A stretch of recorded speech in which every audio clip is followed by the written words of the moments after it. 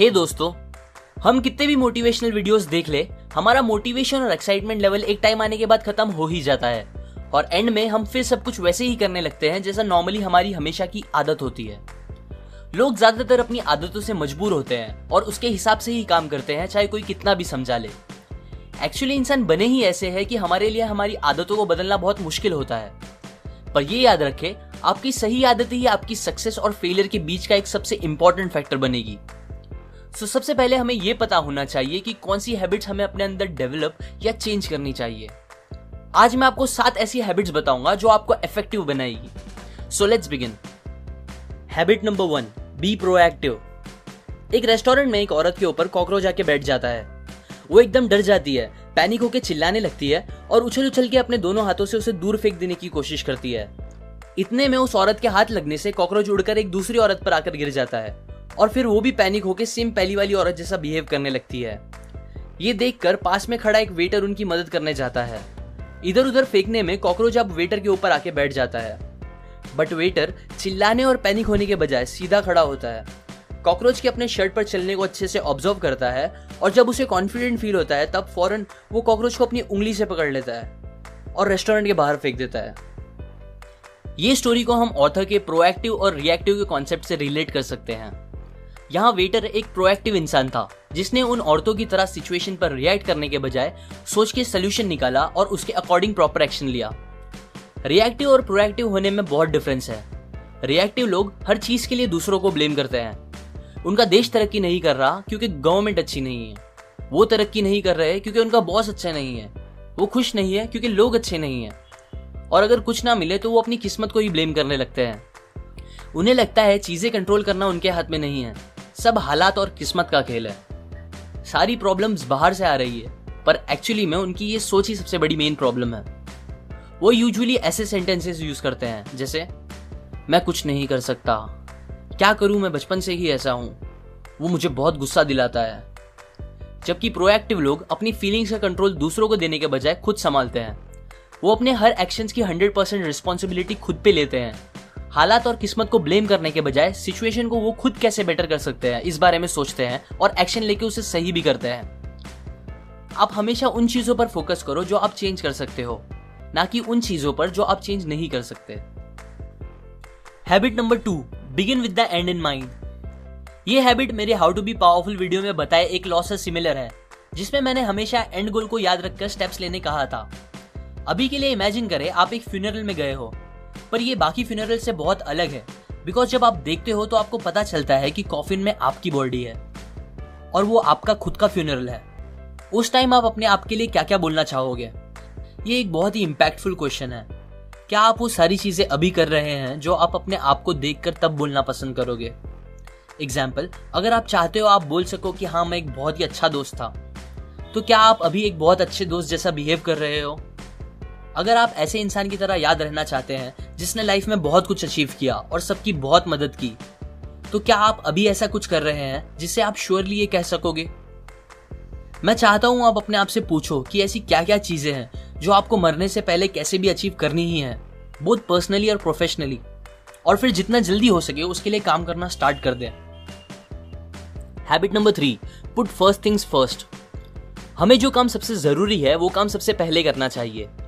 अब ये आदत बोलने को बहुत सिंपल है, पर सबसे मुश्किल भी यही है। कुछ साल पहले की बात है, मैं अपने दोस्त के साथ एक दिन कॉलेज से घर जा रहा था। बातों बातों में उसने मुझे बताया कि आजकल वो बहुत बिजी है और उसे जिम जाने का भी टाइम नहीं मिल रहा, जबकि उसे बॉडी बनाने का बहुत ज्यादा शौक था। थोड़े टाइम बाद रास्ते में हमने देखा एक जगह भीड़ जमा हुई थी। वहां कुछ आदमी लड़ रहे थे। मेरा दोस्त वहां रुक गया और मुझे भी साथ रुका लिया। फिर हमने वहां रुक के पूरी लड़ाई एंजॉय की। सब खत्म होने के बाद मैंने उससे कहा, ये सब देखने से अच्छा घर जल्दी जाके तू जिम चला जाता। उसने हंस के कहा, छोड़ना यार, जाने दे।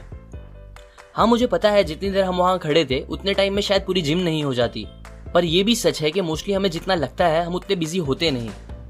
ऐसा कितनी बार होता है कि हम डिस्ट्रैक्ट होकर अपने फेसबुक फीड्स बेवजह स्क्रॉल करने लगते हैं, यूट्यूब पर वीडियोस या टीवी देख के टाइम पास करने लगते हैं, और कुछ नहीं तो बस बेवजह की बातें सोचने लगते हैं, जबकि हमें कुछ बहुत इंपॉर्टेंट काम खत्म करने बाकी होते हैं। ये सबसे कॉमन आदतों में से एक है जो हमारा बहुत सा इंपॉर्टेंट टाइम वेस्ट करती है और हमें कभी एक एवरेज इंसान से ऊपर बढ़ने नहीं देती। सो अगर आपको कुछ करना है लाइफ में, तो हर रोज वो काम सबसे पहले खत्म करो जो आपको आपके गोल्स तक पहुंचने में हेल्प करेगा। उसके बाद बचे दूसरे कामों को प्रायोरिटीज दो। Habit number 4, think win win. मान लो मेरा और आपका एक यूट्यूब पे प्रैंक चैनल है और दोनों के पास 1000 सब्सक्राइबर्स है। अब मुझे आपके चैनल के बारे में किसी से पता चलता है और मैं आपके वीडियोस देखता हूँ। मुझे आपके वीडियोस बहुत पसंद आते हैं, सो मैं आपको मेरे चैनल पर इनवाइट करता हूँ और अपने व्यूअर्स को आपके चैनल के लिए रिकमेंड करता हूँ, जिससे मेरे सब्सक्राइबर्स आपके चैनल के भी सब्सक्राइबर्स बन जाते हैं। और फिर सिमिलरली आप भी मुझे अपने चैनल के लिए बुलाते हो, जिससे आपके व्यूअर्स मेरे चैनल के भी सब्सक्राइबर्स बन जाते हैं। इसे कहते हैं एक विन विन सिचुएशन क्रिएट करना, जिसमें दोनों साइड का फायदा निकले, ना कि बस किसी एक का। अच्छा, अगर मैं ये सब करने के बजाय आपसे जेलस होके, क्योंकि आप मेरे कॉम्पिटिटर हो, एक फेक आईडी बनाता, आपके सारे वीडियोस डिसलाइक करता और बुरे बुरे कमेंट्स डालता, ये सोच के कि इससे आपका कुछ नुकसान होगा और इनडायरेक्टली मेरा फायदा होगा, तो क्या आपको लगता है मेरा सच में कुछ फायदा होता? ऑब्वियसली ऐसा नहीं होता, बिकॉज मैं यहाँ एक विन लूज सिचुएशन क्रिएट करने का ट्राई कर रहा होता, जिससे हार्डली कभी कुछ लॉन्ग टर्म के लिए अच्छा हो सकता है। एक्चुअली हमारी मेंटालिटी ही कुछ ऐसी बनी है दैट हमें लगता है हमारे जीतने के लिए किसी और का हारना जरूरी है, या फिर अगर उसे मिल गया तो मुझे नहीं मिलेगा, जिसे स्कैरसिटी मेंटालिटी कहते हैं। हमें ये मेंटालिटी दिमाग से निकाल के ऐसा सोचना चाहिए कि हर इंसान के लिए बहुत कुछ है यहाँ, जो कि अबंडेंस मेंटालिटी होती है। सो अब से कोई भी सिचुएशन में किसी से भी डील करते वक्त एक विन विन सिचुएशन क्रिएट करने की ही कोशिश करो, जिससे सबका फायदा हो। Habit number 5, seek first to understand then to be understood. समझो एक दिन आप चश्मे वाले के पास जाते हो और उसको बताते हो कि 2 दिन से आपको बराबर दिख रहा नहीं है। ये सुन के चश्मा वाला फौरन अपना पहना हुआ चश्मा निकाल के आपको दे देता है और बोलता है, लो इसे ट्राई करो, ये मेरे लिए काफी सालों से अच्छे से काम कर रहे हैं। सो आप वो चश्मा पहनते हो पर आपको और खराब दिखने लगता है। अब ऐसा होने के बाद कितने चांसेस है कि आप उस चश्मे वाले के पास वापस जाओगे? शायद ही कभी। पर एक्चुअली में हम भी थोड़े बहुत इस चश्मे वाले जैसे ही हैं। जब हम लोगों से बात करते हैं तब उनके प्रॉब्लम्स को डायग्नोस या अच्छे से समझने से पहले ही उन्हें सोल्यूशन देना या लड़ना स्टार्ट कर देते हैं। हम ये इजीली बोल देते हैं कि कोई हमारी फीलिंग्स नहीं समझता, पर खुद भी रेयरली कभी सामने वाले की फीलिंग्स को समझने की कोशिश करते हैं। सोचते भी है तो इस बात को कि सामने वाले ने क्या कहा और वो ऐसा कैसे कह सकता है, जबकि मेन क्वेश्चन ये होना चाहिए कि उसने ऐसा क्यों कहा और उसकी फीलिंग्स क्या थी वो बोलते टाइम। सो नेक्स्ट टाइम जब आप किसी से बात करें तो उनकी बात बस रिप्लाई देने के इंटेंट से ना सुने, बल्कि उन्हें समझने की कोशिश करें। और सबसे इंपॉर्टेंट, सामने वाले को ऐसा फील होने दे कि आप सच में समझते हो उनकी फीलिंग्स। जब आप ऐसा जेन्युइनली करना स्टार्ट कर दोगे तो लोग आपको भी समझना स्टार्ट कर देंगे। Habit number 6, synergy. अगर आप 2 प्लांट्स को साथ में लगाते हो तो उनकी जड़ साथ में मिलकर मिट्टी की क्वालिटी बढ़ाती है, जिससे दोनों प्लांट की ग्रोथ बेटर होती है उन 2 प्लांट्स के कंपेयर में जो कि अलग अलग जगह लगाए गए हो। सिनर्जी की हैबिट हमें हमेशा मिलके एज अ टीम काम करने के लिए एनकरेज करती है। एग्जाम्पल, 2 आदमी एक पेड़ से कुछ सेब तोड़ने की कोशिश कर रहे थे, पर काफी ट्राई करने के बाद भी दोनों उन तक पहुंच नहीं पा रहे थे क्योंकि सेब थोड़े ऊपर थे।